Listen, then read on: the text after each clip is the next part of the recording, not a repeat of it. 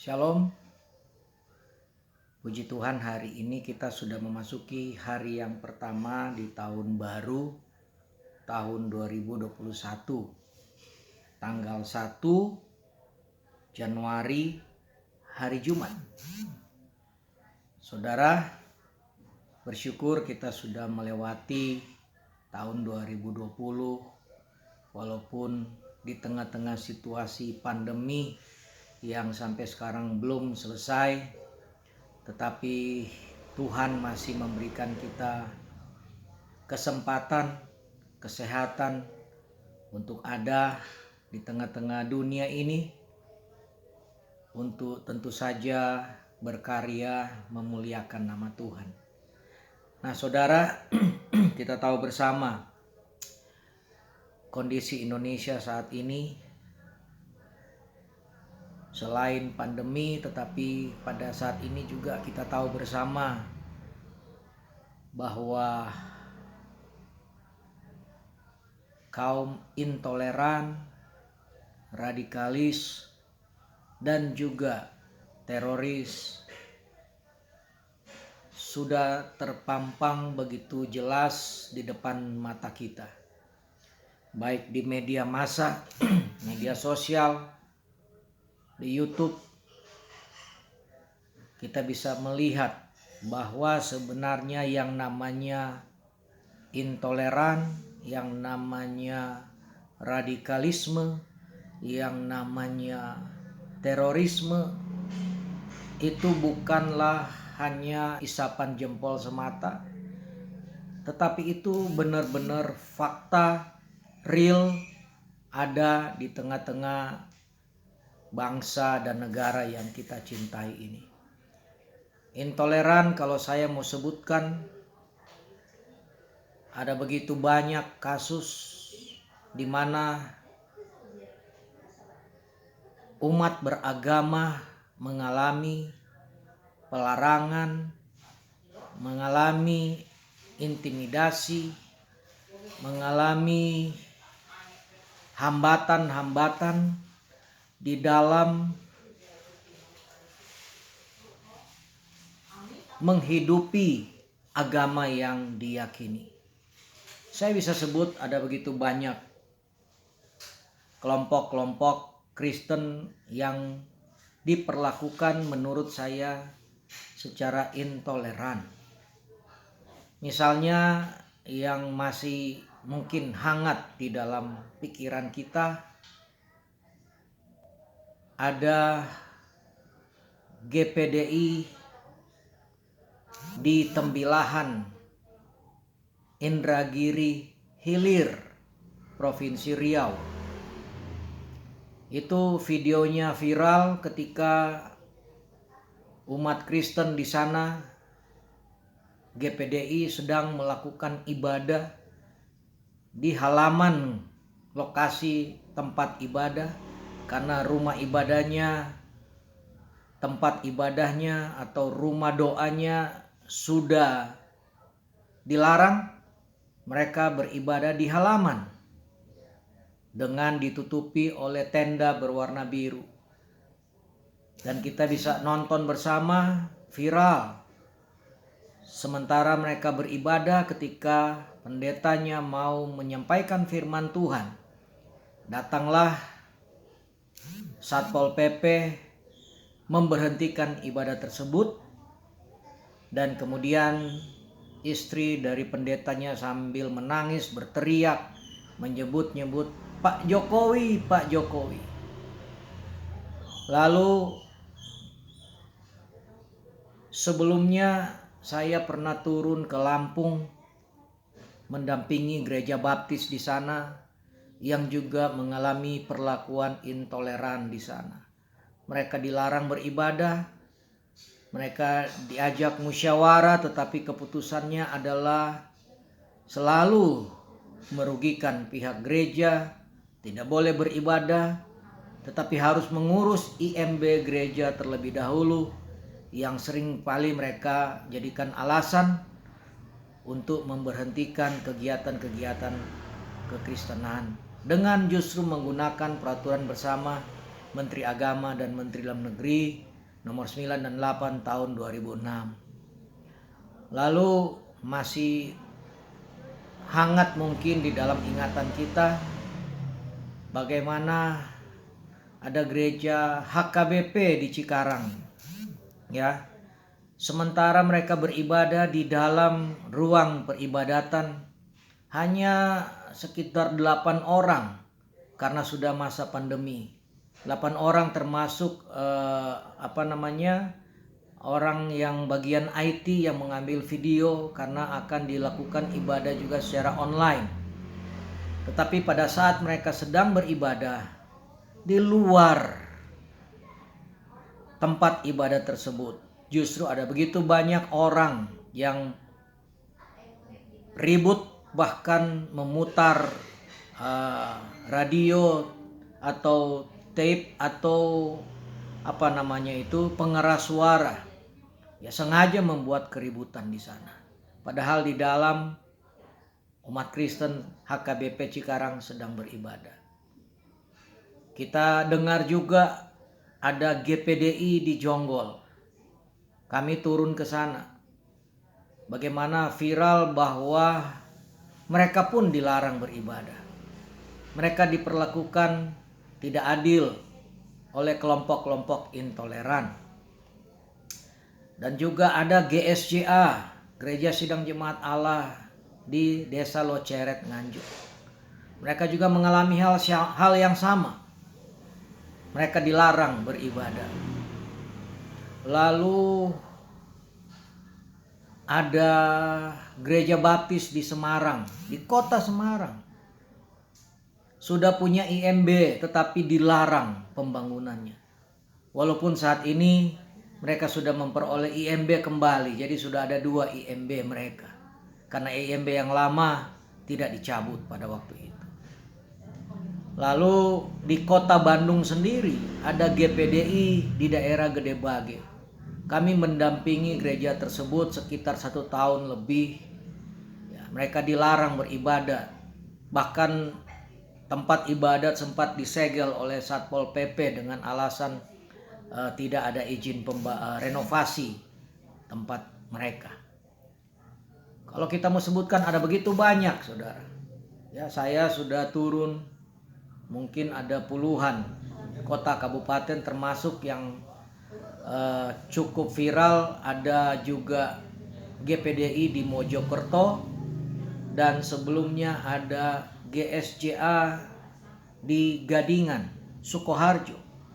GSJA Gadingan ini mengalami tindakan intoleran karena mereka dilarang kegiatan ibadah dan harus mengurus izin. Bahkan begitu viral, ada sekitar 14 takmir di desa tersebut yang melakukan penolakan terhadap kegiatan kekristenan atau gereja GSIA tersebut di sana. Dan ketika kami turun ke Sukoharjo bertemu dengan banyak gereja pendeta di sana, ada kurang lebih hampir 20 gereja di Sukoharjo saja yang sampai saat ini mengalami kesulitan di dalam memperoleh IMB untuk rumah ibadat. Nah, saudara, banyak kasus, ya, banyak kasus. Puluhan kota kabupaten kekristenan atau gereja mengalami diperlakukan dengan intoleran. Lalu selain intoleran, kita berhadapan dengan masalah radikalisme. Ya, ada kelompok-kelompok yang melakukan tindakan-tindakan radikal. Ya, kita tahulah. Dan kita berharap pemerintah akan tetap terus untuk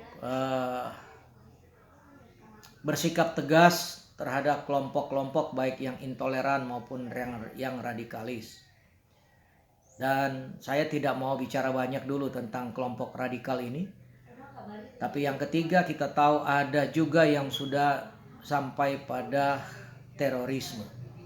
Ya, melakukan tindakan-tindakan teror, bahkan bukan hanya teror, tetapi sudah melakukan pembunuhan, menghilangkan nyawa orang lain yang tidak bersalah. Yang paling baru yang kita tahu adalah peristiwa di Sigi, Poso. Ada orang yang dibunuh, ada rumah tinggal dan tempat ibadah yang dibakar. Itu adalah tempat ibadah dari teman-teman kita dari Gereja Bala Keselamatan. Nah saudara, di tengah-tengah situasi Indonesia saat ini yang menurut hemat saya kelihatannya bertumbuh begitu subur, golongan yang intoleran, yang radikal, dan kemudian teroris. Maka sebagai umat Kristen yang bukan kebetulan kita lahir, kita hidup, kita ada di bumi Nusantara ini, kita ada di Indonesia ini, apa yang harus kita lakukan? Bagaimana sikap kita sebagai orang Kristen? Bagaimana seharusnya sikap kita sebagai gereja Tuhan yang ditempatkan Tuhan di tengah-tengah bangsa Indonesia yang kita cintai? Bapak Ibu Saudara, yang pertama saya mau ingatkan kita bahwa kita sebenarnya hanyalah orang-orang yang berdosa, yang tidak layak untuk menerima kasih Allah. Tetapi karena anugerahnya, baru saja kita melewati hari Natal 25 Desember tahun 2020. Kita mengingat bahwa Natal adalah peristiwa di mana Allah yang begitu mengasihi manusia, Dia tidak lagi mengutus malaikat atau tidak mengutus hanya nabi saja atau rasul. Tetapi karena saking seriusnya dosa manusia, tidak dapat diselesaikan baik oleh para nabi, rasul dan lain-lain, bahkan oleh malaikat sekalipun. Sehingga Allah yang mengasihi manusia, yang mengasihi saudara dan saya, Allah yang tidak mau kita manusia berdosa ini mengalami hukuman maut, Allah yang tidak mau kita masuk neraka, karena Allah ingin kita bersama-sama dengan Dia di sorga yang mulia. Karena Dia begitu mengasihi kita, maka Yesus pernah berkata bahwa aku akan datang kembali untuk menjemput kamu, supaya di tempat di mana aku berada, kata Yesus, di tempat di mana Yesus berada, tempat di mana aku berada, kamu pun berada. Yohanes pasal 14 ayat 3. Nah oleh karena itu, Tuhan Yesus punya hati yang begitu mengasihi kita. Dia ingin supaya kita ada bersama Dia di sorga. Dia akan datang menjemput kita pada kedatangannya Dia yang kedua kali. Tetapi pada kedatangannya yang pertama, saudara, Dia menjadi manusia, hidup sebagai tukang kayu, kemudian mengajar, mulai melayani pada usia 30 tahun, sampai Dia harus mati di atas kayu salib. Kenapa? Bukan karena Dia penjahat, bukan karena Dia melakukan kesalahan, tetapi memang itu yang harus Dia alami. Itu adalah jalan yang memang Dia harus tempuh. Itu adalah tujuan Dia datang ke dunia ini. Allah datang ke dunia ini, Allah lahir ke dunia ini sebagai manusia. Allah menjadi manusia, memang tujuannya untuk mati di kayu salib. Itu sudah dinubuatkan oleh nabi-nabi sebelumnya. Jadi Allah datang sebagai manusia dengan nama Yesus, lahir sebagai manusia, hidup dan kemudian mati di kayu salib. Itu memang tujuan Yesus lahir ke dunia ini, yaitu untuk mati di kayu salib, supaya dengan kematiannya saudara dan saya yang berdosa tetapi dikasihi oleh Allah, kita yang percaya kepadanya tidak binasa melainkan beroleh hidup yang kekal. Yohanes 3 ayat 16. Karena begitu besar kasih Allah akan dunia ini, sehingga ia telah mengaruniakan anaknya yang tunggal, supaya setiap orang yang percaya kepadanya tidak binasa, melainkan beroleh hidup yang kekal. Yesus mati di salib, dia dikuburkan, dia masuk ke dalam alam maut. Seharusnya saudara dan saya yang mengalami hukuman maut, tetapi Yesus sendiri mati bagi kita. Dia masuk ke alam maut supaya saudara dan saya tidak perlu lagi mengalami maut. Dan kabar gembiranya saudara juga bahwa Yesus mengalahkan maut. Kita tahu pada hari yang ketiga Yesus bangkit dari antara orang mati. Pada hari yang ketiga Yesus mengalahkan maut. Pada hari yang ketiga Yesus bangkit. Pada hari yang ketiga Yesus hidup. Yesus telah mengalahkan maut. Maka Rasul Paulus mengatakan, "Hai maut, di manakah sengatmu?" Sehingga setiap saudara dan saya yang percaya kepadanya, kepada Yesus, tidak perlu lagi mengalami hukuman maut. Kenapa? Karena hukuman maut atas dosa saudara dan saya sudah ditanggung oleh Yesus. Yesus sendiri sudah masuk ke alam maut, tetapi dia telah mengalahkan maut, sehingga maut tidak berkuasa lagi atas diri setiap kita yang percaya kepada Yesus. Saudara, tentu bagian pertama yang saya mau sharing, yang saya mau ingatkan kepada kita, orang-orang yang percaya kepada Tuhan Yesus, bahwa kita adalah orang-orang yang paling berbahagia. Kita adalah orang-orang yang telah mengalami kasih karunia Allah. Orang-orang yang tidak lagi mengalami maut.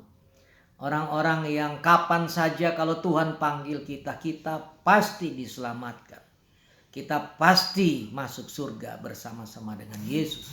Bukan karena kebaikan kita, bukan karena kehebatan kita, tetapi oleh kasih Tuhan yang besar yang telah dibuktikan melalui pengorbanannya di atas kayu salib, serta kebangkitannya dan kenaikannya ke surga.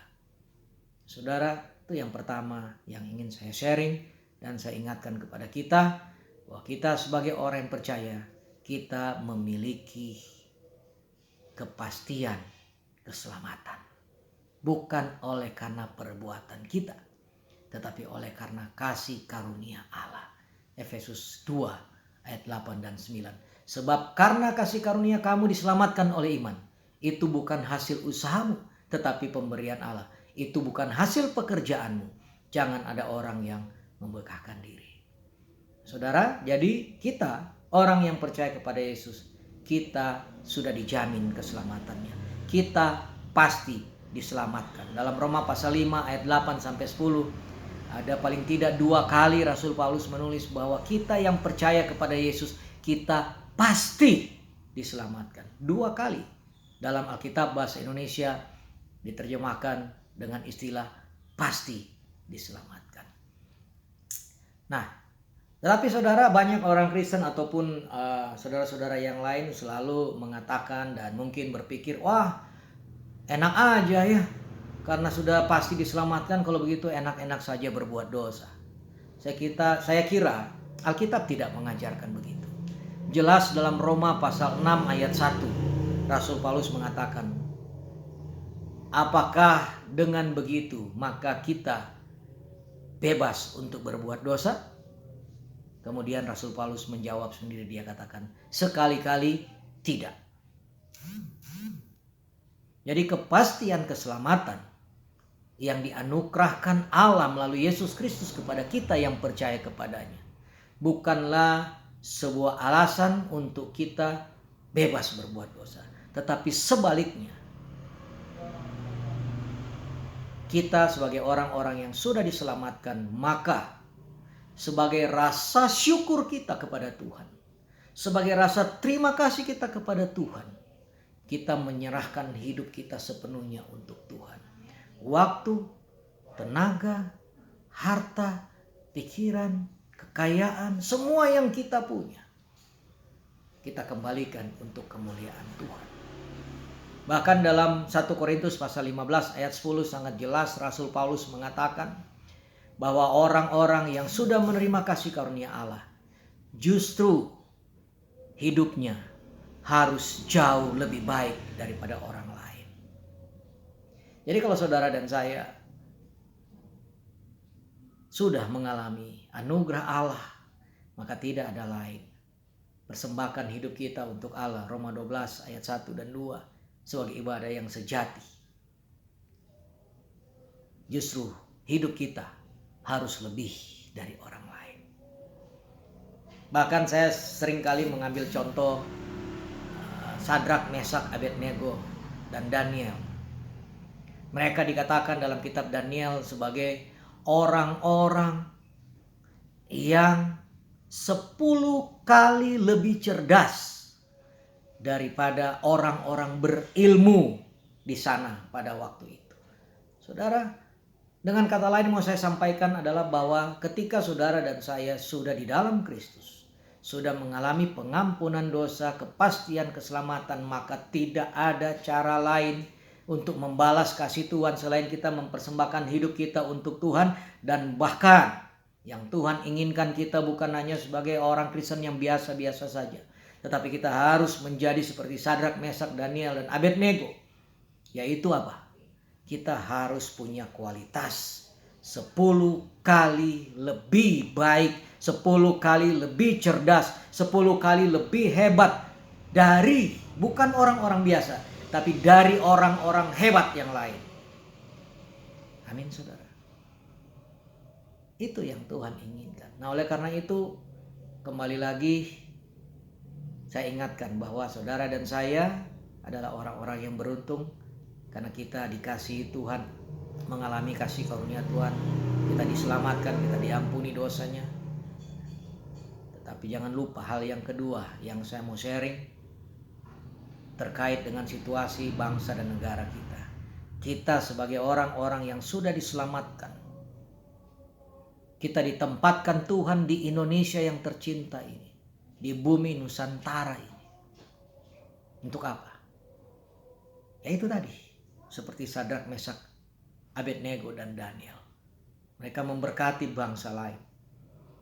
Mereka dibuang di sana, tapi mereka jadi berkat di sana. Nah, kita ada di Indonesia, kita bukan dibuang di Indonesia. Kita ditempatkan di Indonesia. Saya lahir di Indonesia. Saya lahir di Manado. Saya sekarang ada di kota Bandung. Saya ditempatkan di Indonesia. Sudah berapa lama gereja ada di Indonesia? Sudah ratusan tahun. Pertanyaannya, apa yang sudah gereja lakukan untuk bangsa ini? Situasi bangsa saat ini membutuhkan kita, membutuhkan saudara dan saya. Tuhan ingin saudara dan saya bukan hanya diselamatkan, tetapi bagaimana Tuhan bersama-sama dengan kita. Oleh anugerah Tuhan, mari kita mengupgrade diri kita masing-masing. Supaya kita memiliki kualitas 10 kali daripada orang-orang hebat lain. Sehingga dengan demikian, kalau saudara dan saya telah memiliki kualitas 10 kali daripada orang-orang lain, maka tentu saudara dan saya akan diberikan kepercayaan untuk memberkati bangsa ini. Karena tidak mungkin saudara berkati bangsa ini dengan kualitas saudara dan saya yang hanya biasa-biasa saja. Ya, kita harus lebih hebat daripada yang lain. Karena bangsa ini membutuhkan orang-orang hebat. Bukan hanya hebat ilmunya. Bukan hanya gelar yang berderet. Tetapi bagaimana kita mengasihi bangsa ini. Bagaimana gereja Tuhan memberikan kontribusi positif terhadap pembangunan bangsa ini. Nah, bagaimana caranya supaya kita bisa memberikan kontribusi positif terhadap bangsa ini? Ya tentu saja menurut saya, gereja harus mempersiapkan anak-anaknya, sumber daya manusia gereja yang berkualitas untuk duduk pada posisi-posisi strategis di bangsa ini. Misalnya, kalau Anda ingin memberkati kota Bandung, maka Anda harus jadi wali kota Bandung. Atau paling tidak Anda menjadi anggota DPRD kota Bandung. Ya. Kenapa? Karena peraturan-peraturan daerah peraturan wali kota yang mengatur seluruh hajat hidup kota Bandung ini ditentukan oleh wali kota dan DPRD kota Bandung. Kalau Anda ingin memberkati Provinsi Jawa Barat, gereja ingin memberkati, betul-betul ingin memberkati Provinsi Jawa Barat, maka tindakan yang paling efektif adalah sama seperti Sadrak, Mesak, dan Abednego. Mereka ditempatkan pada posisi-posisi strategis. Maka saudara dan saya pun, gereja pun harus bisa duduk pada posisi-posisi strategis di Provinsi Jawa Barat. Apa itu? Saudara tahu. Ya jadi gubernur Jawa Barat. Ya jadi anggota DPRD Jawa Barat. Karena oleh gubernur lah, oleh DPRD Jawa Barat lah, Provinsi Jawa Barat ini diberi kewenangan untuk membangun Provinsi Jawa Barat. Kalau Anda hanya menjadi pegawai negeri, ya Anda bisa buat apa? Nah, bagaimana dengan skop yang lebih besar kalau kita ingin memberkati Indonesia? Ya, tindakan yang paling efektif menurut saya adalah mau nggak mau, saudara harus jadi presiden. Atau paling tidak menjadi anggota DPR RI. Karena oleh presidenlah dan anggota DPR RI lah masa depan bangsa ini dipertaruhkan.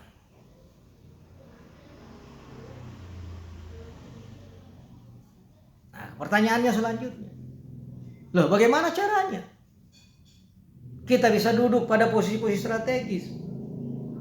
Ya menurut hemat saya, mau tidak mau, semua posisi strategis yang saya sebutkan tadi itu tidak akan muncul dengan sendirinya. Untuk kondisi Indonesia itu harus melalui sebuah organisasi yang namanya organisasi politik atau kita kenal dengan sebutan partai politik. Gereja sudah harus membuka diri. Jangan lagi berpikir berparadigma bahwa politik itu kotor. Saya sering katakan kepada teman-teman, bagaimana kalau Yesus ketika mau turun ke dunia, dia komplain pada Bapa dan Roh Kudus. Dia mengatakan, buat apa saya turun ke dunia? Dunia itu kotor. Nanti saya kotor. Ya nggak bisa, padahal Yesus juga nggak mungkin kotor. Artinya mau saya katakan adalah, kalau saudara dan saya kekristenan, umat Kristen, gereja itu percaya kepada Yesus, mari kita ikut Yesus. Justru Yesus turun ke dunia yang kotor ini, dunia yang berdosa ini, tanpa menjadi kotor, untuk membersihkan dosa manusia dengan kematiannya di atas kayu salib. Kalau Anda orang Kristen, hamba Tuhan, masih berpikir negatif terhadap partai politik atau dunia politik, Anda harus bertobat. Jangan Anda katakan politik itu kotor dan gereja harus menghindari itu. Justru gereja dipanggil untuk membersihkan yang kotor.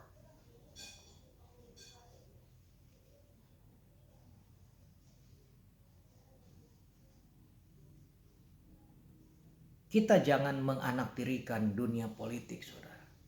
Kalau kita mau jujur, yang kotor itu bukan hanya dunia politik. Hampir seluruh dunia yang kita sebut di dunia ini kotor. Dunia bisnis, apakah Anda katakan bersih? Dunia pendidikan, apa Anda katakan bersih? Bahkan dunia pelayanan pun di dalam gereja dan yayasan-yayasan, lembaga-lembaga atau dalam church dan para church, apakah bersih? Sana sini kita bisa melihat seluruh dunia, dalam arti ya dunia politik, dunia ekonomi, dunia pendidikan, bahkan dalam dunia kekristenan pun banyak kekotoran, saudara. Bukan hanya politik. Mari kita kembali kepada firman Tuhan. Yeremia pasal 29 ayat 7 bukan hanya kita hafal. Ini ayat yang cukup populer.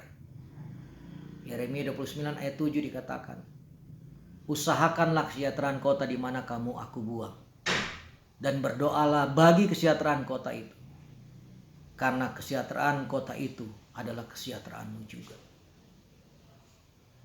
Ada dua perintah di situ, saudara. Yang pertama dikatakan, usahakanlah kesejahteraan kota. Yang kedua, berdoalah bagi kesejahteraan kota itu. Nah, saya mau nanya, kalau berdasarkan urut-urutan, Yeremia pasal 29 ayat 7, yang mana duluan perintah Tuhan? Usahakanlah yang duluan atau berdoalah duluan? Jelas kalau kita baca ayat itu dikatakan usahakanlah kesejahteraan kota dan berdoalah. Artinya kalau mau diurut-urutkan itu nomor 1 usahakanlah, nomor 2 doakanlah. Walaupun sebenarnya itu tidak bermaksud atau tidak dimaksud sebagai urut-urutan yang mana duluan. Tetapi dua hal itu sama pentingnya. Usahakanlah dan berdoalah itu adalah sama penting. Tetapi miris bagi saya. Saudara pasti tahu yang namanya jaringan doa. Mulai dari tingkat kota, provinsi, tingkat nasional, ada jaringan doa nasional. Orang begitu semangat kalau berdoa. Ada jaringannya di seluruh Indonesia. Pertanyaan saya, untuk perintah yang tadi, usahakanlah. Apakah ada jaringan usahanya? Baik di tingkat kota, tingkat provinsi maupun tingkat nasional. Saya belum lihat ada yang namanya jaringan usaha nasional. Padahal Yeremia 29 ayat 7 itu mau menegaskan bahwa usahakanlah adalah sebuah tindakan nyata, dan kemudian berdoalah juga adalah sebuah tindakan nyata untuk memohon kepada Tuhan. Berusaha dan berdoa ini adalah dua hal yang sama penting yang harus dilakukan oleh gereja, oleh umat Kristen yang ada di Indonesia ini, kalau ingin bangsa ini sejahtera.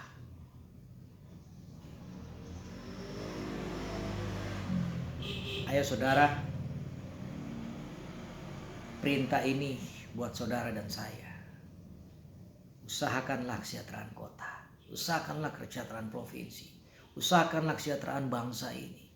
Berdoalah untuk kesejahteraan kota kita, berdoalah untuk kesejahteraan provinsi kita, berdoalah untuk bangsa kita.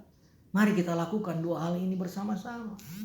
Udah berhenti untuk saling menyalahkan, berhenti untuk saling sikut satu dengan yang lain, berhenti untuk memajukan kelompok sendiri, berhenti untuk egois, untuk membangun menara Babel sendiri. Ini waktunya, tahun 2021 saya mau ajak kita, khususnya umat Kristen yang ada di seluruh Indonesia, baik church maupun para church. Ayo, satukan langkah. Ayo, satukan hati. Berkati bangsa ini, doakan bangsa ini. Jemaat kita bukan hanya ada di dalam gereja, tapi harus keluar. Saudara, kita harus bedakan PL atau perjanjian lama dan perjanjian baru itu dalam hal apa? Dalam hal ibadat. Kalau dalam perjanjian lama kita tahu orang beribadat itu di dalam bait Allah, karena Allah hadir di dalam bait Allah. Maka semua orang harus datang berkumpul ke dalam bait Allah untuk melakukan ibadah. Tetapi dalam perjanjian baru, masa anugerah, masa gereja, tidak seperti itu. Yesus naik ke surga, dia katakan pergilah. Pergi saudara. Bukan suruh orang datang untuk berkumpul. Oke lah kita ibadah, boleh lah, untuk saya bilang itu semacam kayak elektronik, HP kita itu dicas, atau mobil kita masuk bengkel di servis. Tetapi jangan Senin, Selasa, Rabu, Kamis, Jumat, Sabtu, Minggu gereja terus, gereja terus, orang dibawa ke gereja terus. Tapi tidak disuruh keluar. Pergilah. Jadikanlah semua bangsa muridku. Keluar saudara. Keluar. Oke, di gereja Anda bisa beribadah, Anda dicas, di servis. Tapi setelah itu Anda harus keluar, memberkati bangsa ini. Memberkati dunia-dunia tadi yang kotor, termasuk dunia politik. Saya nggak bayangkan kalau saudara punya HP, dicas dan terus-menerus dicas dan tidak pernah dipakai, HP itu pasti hancur. Saya tidak pernah bisa bayangkan kalau saudara punya mobil diservis dan terus-terusan diservis tiap hari, bahkan nggak keluar-keluar dari bengkel, di bengkel aja terus, tidak pernah keluar, nggak pernah jalan. Mobil itu mungkin akan hancur juga. Setahu saya yang benar adalah HP itu cukup dicas beberapa jam dan kemudian Anda cabut dan Anda gunakan.